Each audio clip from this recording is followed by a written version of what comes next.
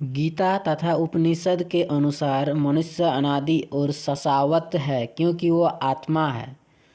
धर्म का उदय भी आत्मा से ही है, जिसका अर्थ है कि धर्म की जीव की भांति अजन्मा, अनादि और शाश्वत है, जो जीव की अपनी आंतरिक शक्ति है, जिसके आधार पर वह अपनी जीविका तथा अपनी लक्ष्य प्राप्त करता है।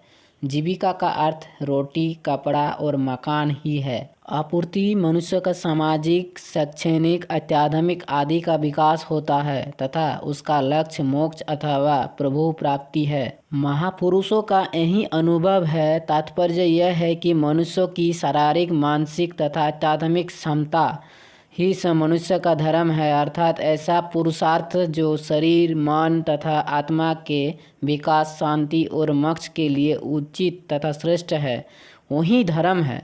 यह अनिवार्यता व्यक्तिगत ही नहीं, आपूर्ति सार्वजनिक है।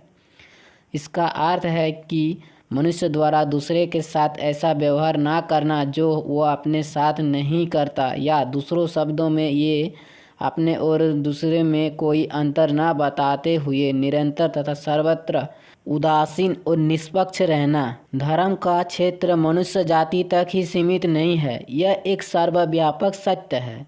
इसका सत्ता समस्त जीव तथा जगत में व्याप्त है, क्योंकि सब जीव का पदार्थ का आधार उसका स्वधर्म ही होता है। इस संदर्भ में ब्रह्मांड के सारे अगड्डों, विभागों तथा जीवों की पारस्परिक निर्भरता की अनदेखी नहीं की जा सकती।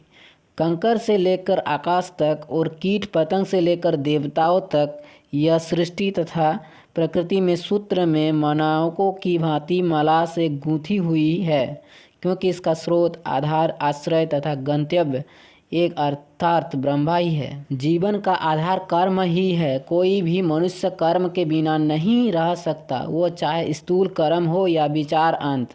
महापुरुष का निष्कर्म है कि निष्पक्षता ही धर्म है। निष्पक्षता अथवा समबुद्धि में ही व्यक्तिगत तथा सामूहिक विकास छिपा है। मुझ अधिष्ठा के साकार से प्रकृति चराचर सहित सब जगत को रचती है, अतः चराचर जीव जगत सब सगे तथा मैसरे भाई बहन है। हमारी एक ही माता प्रकृति